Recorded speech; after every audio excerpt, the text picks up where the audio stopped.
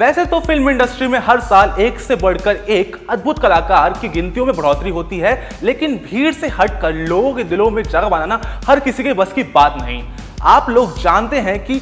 हमें हर एक समय ऐसा भी था जब लोगों को ऐसा लगता था और मानना भी था कि सिर्फ लंबे चौड़े और सुंदर लोग ही फिल्मों में अभिनय करने का मौका मिल सकता है। लेकिन एक एक्टर ऐसा भी था जो उभर के आया और जिसने सिर्फ ये बताया कि टैलेंट और अपने हौसले के दम पर हिंदी फिल्मों में अलग ही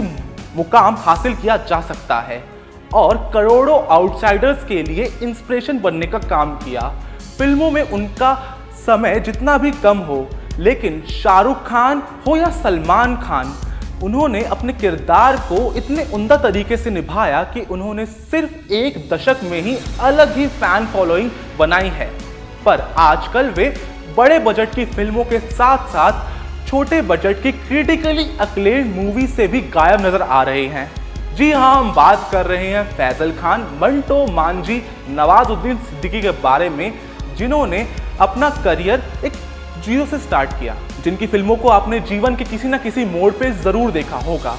तो इसी बात पे शुरू करते हैं हमारा खास कार्यक्रम सिनेमा की शान, जहां आज हम बात करेंगे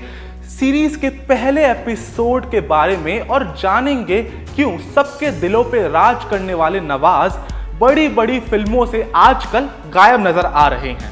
नवाजुद्दीन सिद्दीकी, जिन्होंने अपना career national school of drama से पास आउट होने के बाद सन 2000 के आसपास मुंबई में पहला कदम रखा और कहा जाता है कि 13 साल बाद जाके उन्हें अपनी पहली मूवी में मेन लीड प्ले करने का मौका मिला। लेकिन उनके लिए गैंग्स ऑफ वासेपुर में मेन लीड प्ले करना भी बहुत बड़ी बात थी, क्योंकि उनकी शक्ल देखते ही लोग उन्हें ऑडिशन से रिजेक्ट कर दिया करते थे।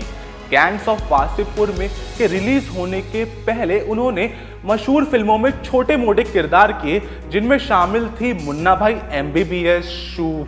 हे राम आदि। पर जब फिल्मों में कभी काम नहीं मिलता तो उन्होंने वॉचमैन की नौकरी, गन्ने चोरी करने से लेके दोस्तों से उधार तक मांगा ताकि मुंबई जैसे शहर में सरवाइव कर सके। लेकिन आज मुंबई में एक आलीशान महल में राजा की तरह रहते हैं और अपना राजपाट चलाते हैं और बड़ी बड़ी फिल्मों को सफल बनाने के लिए एक बड़ा रीजन भी सामने आते हैं। अब फिल्मों की जहां तक बात है तो उन्होंने अपनी फिल्मोग्राफी में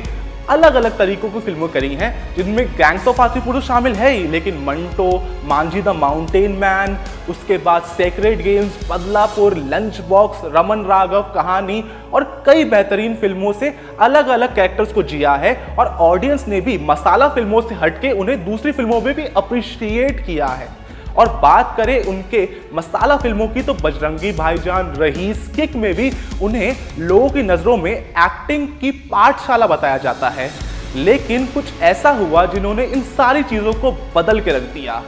दरअसल बात कुछ ऐसी है कि दर्शकों की इतनी तारीफ सुनने के बाद, इतनी प्रशंसा सुनने के बाद इंसान कभी कभी खुद को काफ़ी भगवान मांगने लगता है। तो नवाज के साथ भी कुछ ऐसा ही हुआ और उन्होंने कुछ ऐसा फैसले लिए जिन्होंने उनके करियर को बहुत ही बुरा डेंट मारा। सबसे पहले तो उन्होंने सपोर्टिंग कैरेक्टर रोल्स करने से मना कर दिया कि वो किसी स्टार के सामने सपोर्टिंग एक्टर का रोल प्ले नहीं करेंगे। इससे हुआ ये कि उनकी बड़ी बड़ी कमर्शियल मूवी जो 1000 करोड़ 2000 करोड़ कमा सकती थी, उसका पूरा चांस चले गए और खुद को लीड रखने की वजह से उन्होंने कई सारी मूवीज में मेन लीड प्ले करने के लिए वीक वीक स्क्रिप्ट चूज करी और फिर नतीजा असफलता पे असफलता और कोविड की मार के कारण फिल्मों के दर्शक का सिनेमा घरों से पलायन भी हो गया।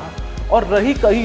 सही कसर उनकी गैर जिम्मेदार स्टेटमेंट जो उन्होंने पावरफुल स्टार्स के बारे में दी है, चाहे वो साउथ के हो या बॉलीवुड के, उन्होंने भी कई सारा उनके करियर को डैमेज किया। और फिर एक समय ऐसा भी आया जब नवाज बड़ी बड़ी फिल्मों से गायब नजर होते हुए दिखे और लोग पूछने लगे कि आजकल नवाज कर क्या रहे हैं। लेकिन दुखी होने की कोई बात नहीं है, क्योंकि अब मोडॉक के साथ वो आ रहे हैं थामा लेके, जिसमें वो आयुष्मान खुराना के सामने एक मेन विलन प्ले करेंगे और ये मूवी यूनिवर्स का पार्ट होगी मुंजिया, स्त्री 2 और थामा एक अलग ही यूनिवर्स क्रिएट करेगी जिसमें ये एक वैम्पायर का रोल प्ले करेंगे। ये पूरा करियर था नवाजुद्दीन सिद्दीकी का और कुछ ऐसे फैक्ट्स भी थे इसमें जो शायद आपको पहले पता नहीं होंगे। तो क्या आप समझते हैं कि मनोज बाजपेयी, नवाजुद्दीन सिद्दीकी कभी एक सोलो लीड मूवी में एक्टर नहीं बन सकते, या फिर शाहरुख खान, सलमान खान से इनका कंपैरिजन ही एक बेतुका स्टेटमेंट है, या फिर कुछ ऐसी बातें नवाज ने कही हैं जिन्होंने करियर को बहुत डैमेज किया है? कमेंट जरूर कीजिएगा। मैं आयुष मिश्रा और आप देख रहे हैं वी युवा न्यूज।